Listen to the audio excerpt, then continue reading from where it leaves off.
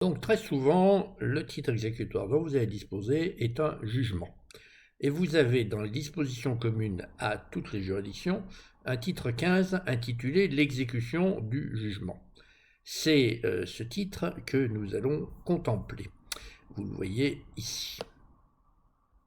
Ben, j'arrive pas à vous le mettre en gras, tant pis. Donc, 4 chapitres. Conditions générales de l'exécution, reconnaissance transfrontalière, délai de grâce, exécution provisoire. Je vais me concentrer sur 2 points, les conditions générales de l'exécution et l'exécution provisoire. Nous laisserons de côté la reconnaissance transfrontalière et le délai de grâce. Je pense qu'au moins en ce qui concerne le délai de grâce, vous savez tous ce que c'est. C'est la possibilité d'obtenir un délai qui peut aller jusqu'à 2 ans pour ne pas payer ses dettes. Et on demande ça à des tas de gens, et notamment au juge de l'exécution, lorsque la saisie commence. Nous allons donc essentiellement regarder les dispositions générales concernant l'exécution. Vous avez, avant le chapitre 1er, conditions générales de l'exécution, vous avez deux articles qui sont connus, enfin en tout cas au moins l'article 500.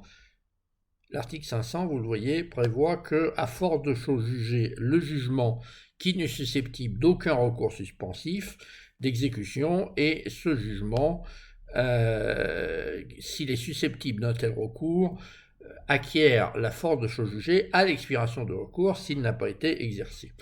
Concrètement, ça joue beaucoup en première instance pour l'appel, qui est le recours suspensif d'exécution essentiel. Et donc, si vous avez une décision en dernier ressort, elle a force de chose jugée. Si vous avez une décision qui n'est pas en dernier ressort, il faut attendre que le délai d'appel, donc qui est d'1 mois, mais à compter de la signification du jugement, soit expiré. On démontre cela en produisant ce qu'on appelle un certificat de non-appel qui est délivré par le greffe. Bien entendu, si vous avez un arrêt d'appel, puisque le pourvoi en cassation n'est normalement, n'est pas suspensif d'exécution, sauf dans des matières très particulières, vous avez forcément une décision qui a l'autorité de chose jugée. Et l'article 501 est un texte introductif, en fait, qui prévoit les conditions de l'exécution forcée, du caractère exécutoire. Normalement, il faut que le jugement soit passé en force de chose jugée. Alors, si le débiteur bénéficie d'un délai de grâce, cela retardera l'exécution, ou au contraire, si le créancier bénéficie de l'exécution provisoire, cela l'avancera.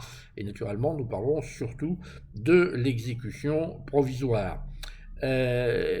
Ensuite, nous arrivons, vous voyez, au chapitre 1er consacré aux conditions générales de l'exécution, et on vous dit bien que pour que vous puissiez exécuter un jugement, il faut une expédition revêtue de la formule exécutoire, ce qu'on appelait traditionnellement la grosse, car elle était en écriture grossoyée.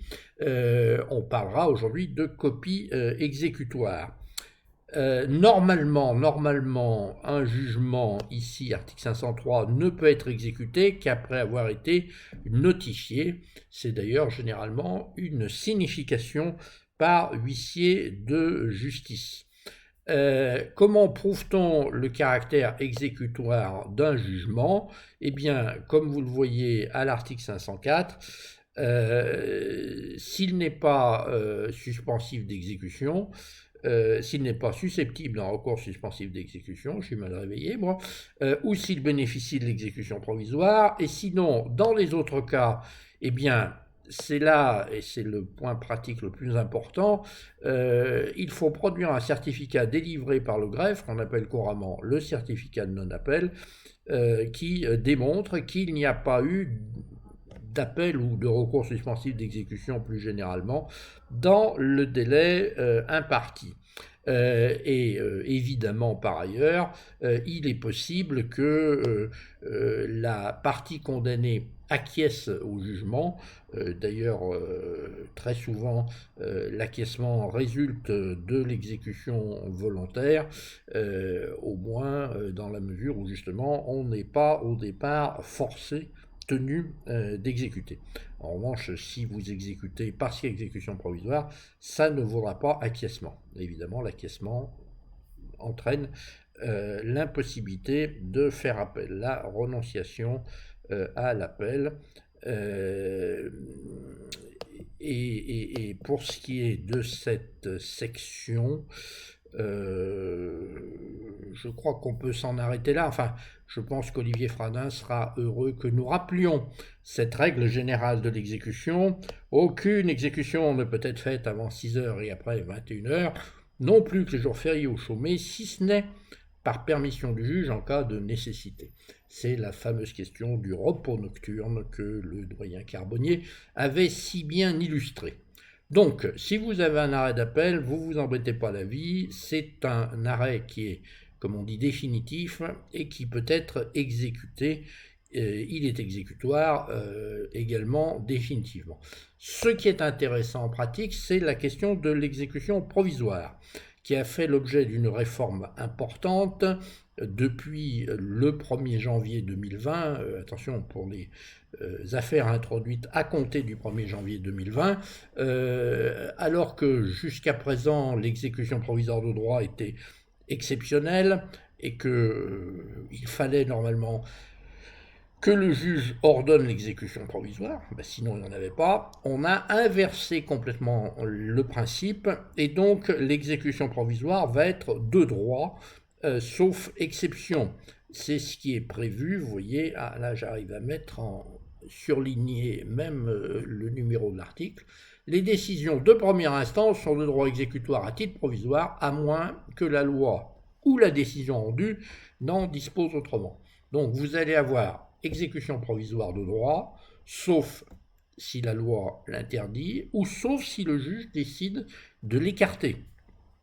Et nous avons fort logiquement, presque fort logiquement, une première section sur l'exécution provisoire de droit, vous voyez une deuxième section sur l'exécution provisoire facultative, et attention, une troisième section consacrée aux dispositions communes, mais qui contient des textes tout à fait importants que vous ne pouvez point ignorer. Je fais remarquer d'ailleurs au passage que nous sommes dans le code de procédure civile ici, et pas dans le code des procédures civiles d'exécution. Donc cela passionnera tous ceux d'entre vous qui, même s'ils ne sont pas grisés par les procédures civiles d'exécution, veulent être avocats. Et ça, c'est vraiment un truc d'avocat, c'est l'histoire d'exécution provisoire. Alors, l'exécution provisoire de droit, je vais parcourir rapidement les textes et en arrêtant de les souligner parce que c'est un peu énervant, sauf s'il y a quelque chose de véritablement important. Vous voyez que cette exécution provisoire de droit, par définition, le juge peut l'écarter s'il estime qu'elle est incompatible avec la nature de l'affaire. Alors là, si c'est important quand même, justement, je vais vous expliquer ce que ça veut dire. Le troisième alinéa prévoit que par exception, l'exécution provisoire de droit est inécartable en quelque sorte pour le référé, pour les mesures provisoires ou conservatoires en cours d'instance ou lorsque le juge de la mise en état accorde une provision. Je m'intéresse ici uniquement au cas du référé. Et traditionnellement, donc avant la réforme entrée en vigueur au 1er janvier 2020, le référé, c'était justement l'exemple d'une exécution provisoire de droit. C'est pour ça que le référé était une procédure extrêmement efficace.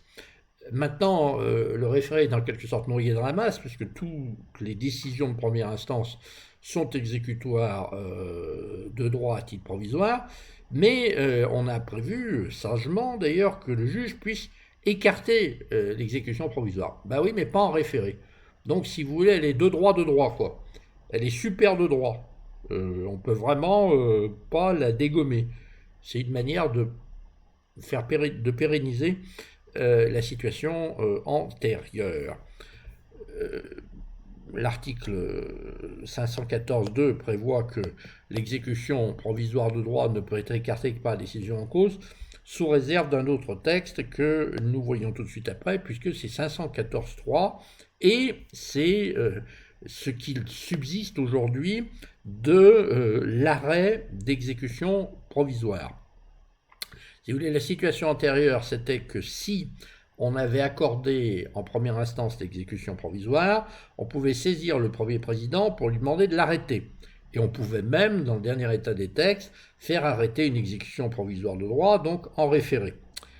Là, la situation est non pas inversée, mais modifiée, puisque de toute façon, l'exécution provisoire de droit est de droit.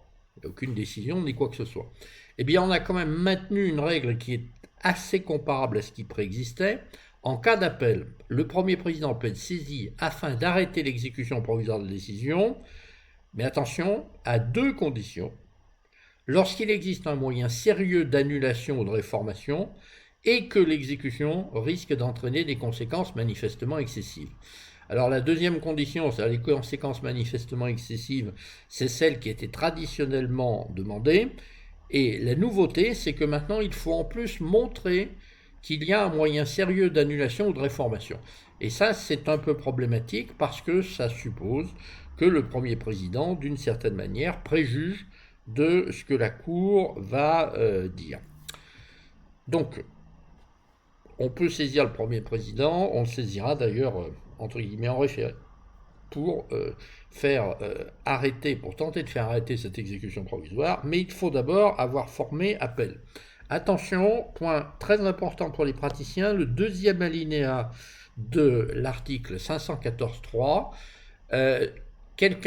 celui qui a comparu en première instance, pas celui qui aurait fait défaut, et qui n'a pas fait d'observation sur l'exécution provisoire, n'est recevable que, attention, si, outre l'existence d'un moyen sérieux d'annulation ou de réformation, l'exécution provisoire risque d'entraîner des conséquences manifestement excessives, rien de nouveau, qui se sont révélées postérieurement à la décision de la première instance. Qu'est-ce que ça veut dire concrètement? Ça veut dire que par prudence, il faudra conclure contre l'exécution provisoire dès la première instance. Sinon, on pourra vous le reprocher si vous n'avez fait aucune objection. On vous dira, vos conséquences manifestement excessives, elles n'ont pas été révélées postérieurement. Je laisse de côté le dernier alinéa de ce texte. Et alors, nous avons ensuite des textes qui, en quelque sorte, ne font que tirer les conséquences des précédents. Vous voyez l'article 514.4. Lorsque l'exécution provisoire de droit a été écartée, donc par le premier juge, elle peut être rétablie en cas d'appel par le premier président ou par le conseiller de la mise en état, à condition qu'il y ait urgence. Bon, c'est une hypothèse non pas exceptionnelle, mais relativement rare. Vous n'avez pas eu d'exécution provisoire en première instance, on pourrait dire, après tout, ça y est, on fait appel, puis on verra bien. Là, on vous permet d'obtenir l'exécution provisoire, donc de la rétablir en appel. Je saute, bien que tout ça soit important pour ceux qui préparent l'examen d'accès à la profession d'avocat, 514.5, 514.6, 514.6, on peut quand même le signaler parce que ça veut dire que, enfin, vous voyez ce que ça dit, ça ne veut pas dire que, ça veut dire quelque chose, c'est tout, voilà. Le premier président, comme je vous l'indiquais, statue en référé par une décision qui n'est pas susceptible de pourvoi. Et nous arrivons à l'exécution provisoire facultative. Alors là, c'est encore une de ces conséquences de l'inversion de principe. Pour que l'exécution provisoire soit facultative, il faut que la loi ait prévu qu'elle l'est. Si la loi ne prévoit rien, l'exécution provisoire est de droit. Eh bien, à ce moment, le juge peut la prononcer s'il estime nécessaire et compatible avec la nature de l'affaire. Rappelez-vous tout à l'heure, pour l'exécution provisoire de droit, il pouvait l'écarter s'il l'estimait incompatible avec la nature de l'affaire. Le reste est moins important. Voilà. Mais l'article 517.1 est à nouveau important. Donc, si on a une exécution provisoire ordonnée par le juge, je vous rappelle que c'est exceptionnel, puisque normalement elle est de droit. Mais si elle est facultative et ordonnée, eh bien, elle peut être arrêtée par le premier président, donc il y a un vrai contentieux premier président, si elle est interdite par la loi, et puis, c'est ce plus important, lorsqu'il existe un moyen sérieux d'annulation ou de réformation de la décision et que l'exécution est entraîner des conséquences manifestement excessives. Donc, vous avez le pendant direct de ce qu'on a vu tout à l'heure, exécution provisoire de droit, le premier juge n'a rien à faire. Mais le premier président peut l'arrêter s'il y a à la fois les conséquences manifestement excessives, le risque de conséquences manifestement excessives, et le moyen sérieux d'annulation ou de réformation. Exécution provisoire facultative, il faut que le juge la prononce, et s'il la prononce, on peut également saisir le premier président en référé pour lui demander de l'arrêter. Je saute, pour ne pas faire des vidéos trop longues, toujours par là, un certain nombre de choses tout à fait importantes. Bon, là aussi, vous voyez, même chose. La décision du premier président, elle est en référé et elle n'est pas susceptible de pourvoi. Et nous arrivons aux dispositions communes qu'il ne faut pas négliger. Donc, ne les négligeons pas. Mais il y a pas mal de choses sur les garanties. En effet, il est possible d'assortir l'exécution provisoire de garanties. Vous verrez ça dans les livres, ou simplement en lisant le code. En revanche, je vais arriver au texte tout à fait essentiel, fondamental, et impossible à commenter rapidement, l'article 524. Loom. Et je l'élimine un instant, pour que vous le voyez, contemplez-le. Et maintenant, je le commente. Attention les yeux. Lorsque l'exécution provisoire de droit est de droit ou a été ordonnée, d'accord, soit le premier président, soit le conseiller de la mise en état en cas d'appel, peut décider la radiation du rôle de l'affaire si celui qui fait appel, l'appelant, ne justifie pas avoir exécuté la décision frappée d'appel. Il y a beaucoup plus de détails, mais l'essentiel c'est ça. Vous avez une décision de première instance avec exécution provisoire, et c'est le principe aujourd'hui, donc ça change tout.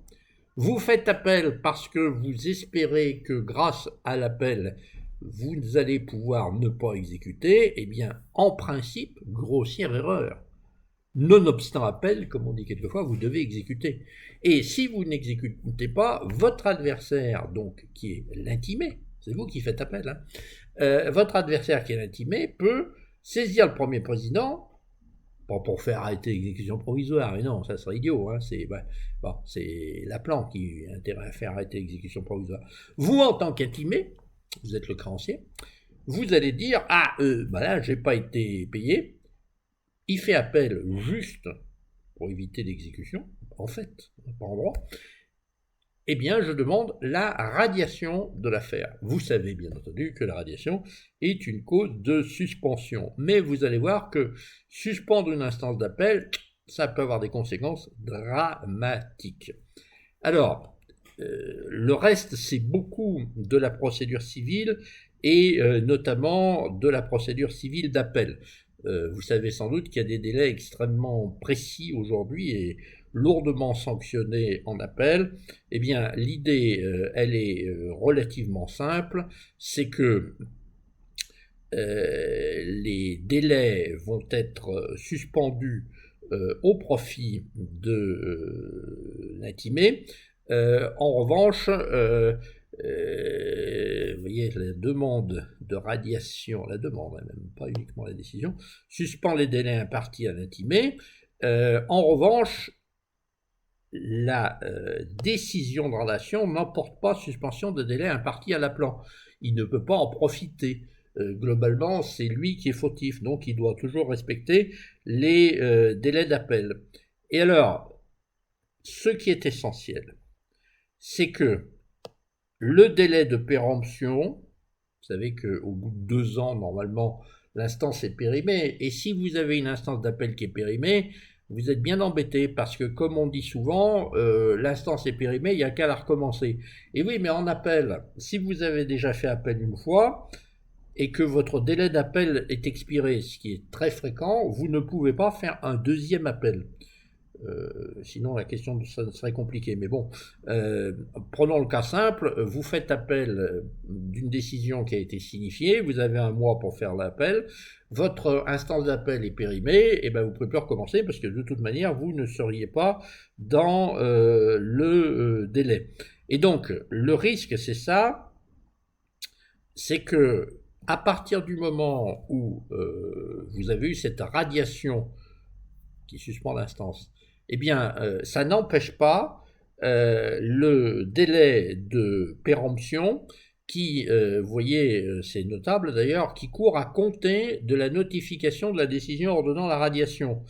Et si ce délai expire, donc s'il se passe 2 ans, eh bien, vous avez périmé votre instance d'appel. Comme en général, vous ne pouvez pas recommencer, ça veut dire que la décision de première instance a pris autorité de chose jugée. Et vous voyez, c'est ce qui est écrit en dessous. Si vous exécutez finalement, eh bien, le premier président ou le conseil de la mise en état autorise la réinscription de l'affaire, sauf s'il constate la péremption. Et donc, le piège est là. Alors, c'est effectivement très grave, enfin bon, c'est grave parce que ça fait perdre le double degré de juridiction, et voyez un instant, si on remonte dans le premier alinéa, on s'aperçoit que cette radiation est prononcée par le premier président, à moins qu'il lui apparaisse que l'exécution serait de nature à entraîner des conséquences manifestement excessives ou que l'appelant est dans l'impossibilité d'exécuter. Alors là, ça devient compliqué. Hein, parce que, vous voyez, et je conclurai pratiquement là-dessus, si l'exécution entraîne des conséquences manifestement excessives, soyons simples, c'est normalement une exécution provisoire de droit, ou alors c'est une exécution qui a été ordonnée par le juge alors qu'elle était facultative. Celui qui a été condamné peut demander l'arrêt de l'exécution provisoire. Et il faut qu'il démontre des conséquences manifestement excessives, mais aussi qu'il a des moyens d'appel sérieux. Maintenant, s'il ne fait rien, puis justement il fait tellement rien qu'il n'exécute pas, eh bien, son adversaire,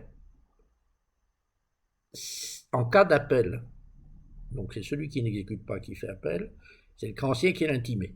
L'intimé donc va pouvoir demander la radiation de l'affaire, qui sera prononcée par le premier président, encore le premier président, sauf si il existe des conséquences manifestement excessives. Donc vous voyez, les conséquences manifestement excessives, elles sont présentes à 2 moments, au moment d'une éventuelle demande d'arrêt d'exécution provisoire et au moment d'une demande de radiation, sauf que ce n'est pas la même personne. En gros, c'est celui qui plus tard fera appel qui demande l'exécution provisoire, l'arrêt de l'exécution, enfin, pas plus tard, non, il a fait appel. Sinon, il ne peut même pas saisir le premier président. C'est l'appelant qui demandera l'arrêt de l'exécution provisoire, c'est l'intimé qui demandera la radiation de l'appel. Vous voyez comme c'est compliqué, hein? Même moi je me mélange les pieds. Je vais peut-être rajouter 1 ou 2 petits schémas, parce qu'un petit schéma vaut mieux qu'un long discours, comme disait, paraît-il, Napoléon. Mais bon, Pierre Dac disait aussi, on dira ce qu'on voudra, mais plus ça ira, et moins il y aura de gens qui auront connu Napoléon. Donc, il ne faut parler que des choses qu'on connaît.